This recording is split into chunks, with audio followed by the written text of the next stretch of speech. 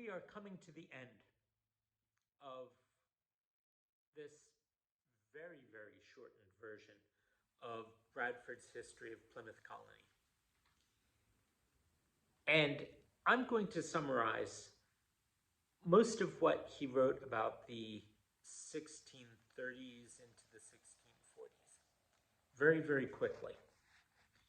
And that is, war broke out in Europe between the English and the Dutch.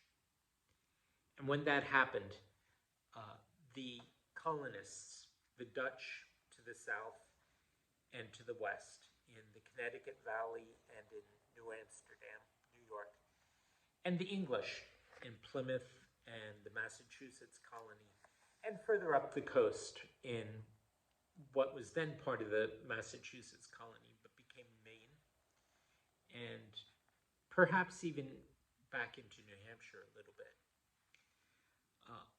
All of these began to fight as the mother countries were fighting.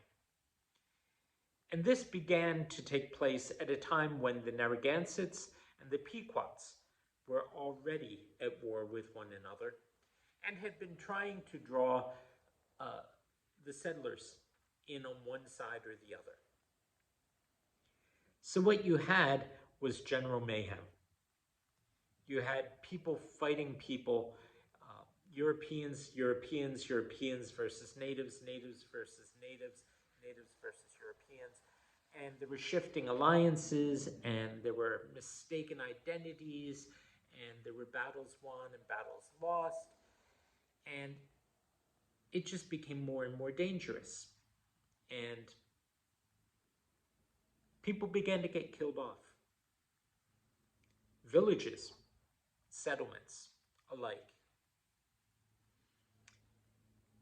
And then in the 1640s, people began to flee from England in the course of the English civil wars that were taking place between the Royalists and the Parliamentarians, the Anglicans and the Puritans. And some of the people who came were economic refugees, as we'd call them today. Some of them were political refugees, some of them were religious refugees, and some of them were just people that wanted a better chance. We are going to see in this reading from 1642 how Bradford asked a question that you still hear people talk about today. There is a desire to say that the founders of our current system were God-fearing people that had come seeking religious liberty. And that is very true of some of them,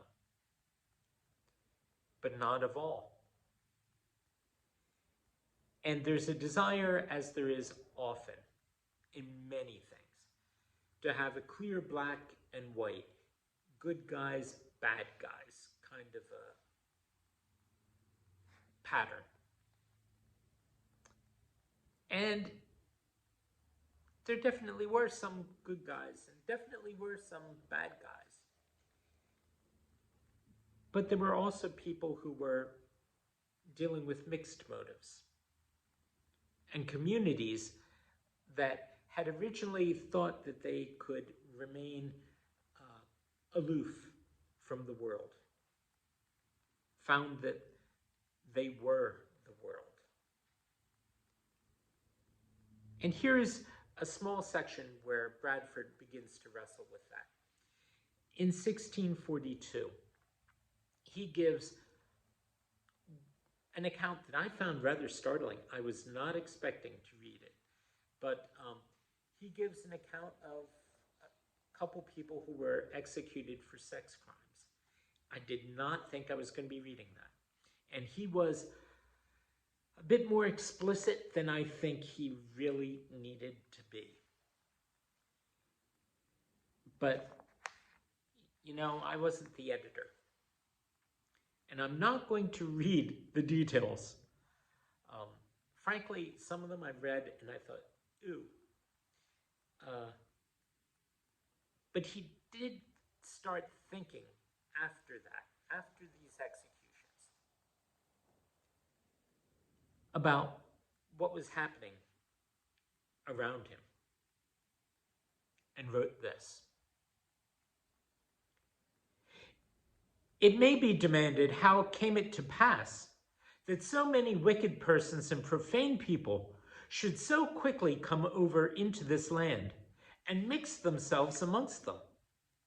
Seeing it was religious men that began the work, and they came for religion's sake.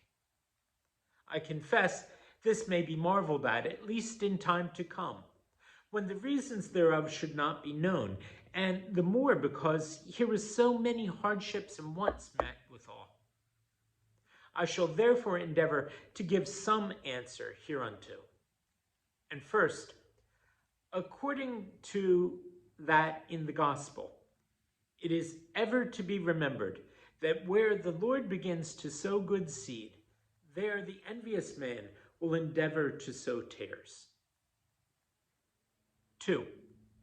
Men being to come over into a wilderness in which much labor and service was to be done about building and planting and so forth, such as wanted help in that respect, when they could not have such as they would, were glad to take such as they could. And so many untoward servants, sundry of them proved, that were thus brought over, both men and womenkind, who, when their times were expired, became families of themselves, which gave increase hereunto. So he's blaming the immigrants that were brought over because the local people wouldn't take the jobs. History repeats itself. 3. Another, and a main reason hereof was that men, finding so many godly disposed persons willing to come into these parts, some began to make a trade of it, to transport passengers and their goods, and hired ships for that end, and then, to make up their freight and advance their profit, cared not who the persons were, so they had money to pay them. And by this means, the country became pestered with many unworthy persons, who, being come over, crept into one place or another. 4. Again, the Lord's blessing usually following his people, as well in outward as in spiritual things, though afflictions be mixed withal, do make many to adhere to the people of God, as many followed Christ, for the loaves' sake. John 6:26. And a mixed multitude came into the wilderness with the people of God out of Egypt of old. Exodus 12:38. So also there were sent by their friends some under hope that they would be made better. Like later they sent people to Australia as convicts. Others that they might be eased that they might be eased of such burdens.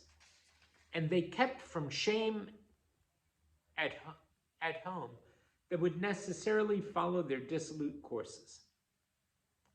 And thus, by one means or other, in 20 years' time, it is a question whether the greater part be not grown the worser. Interesting questions. Tomorrow, we'll read the ending.